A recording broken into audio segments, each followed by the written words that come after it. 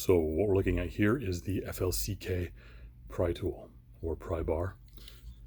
So these are 1/8 thick A2 tool steel, 6-inch overall length, and there's a couple different configurations for the end. I've done some different lengths of wraps, but this is the standard configuration lengthwise. However, the paracord, I haven't made as many of those. I've done a lot of jute wrap ones, and the jute wrap ones, the early ones did not have a lanyard hole in the jute wrap, whereas the more current ones do. Those are the ones that are going to be most commonly available. And I do have another configuration for the handle, just a different handle material. So, but the overall footprint will stay the same. And these go in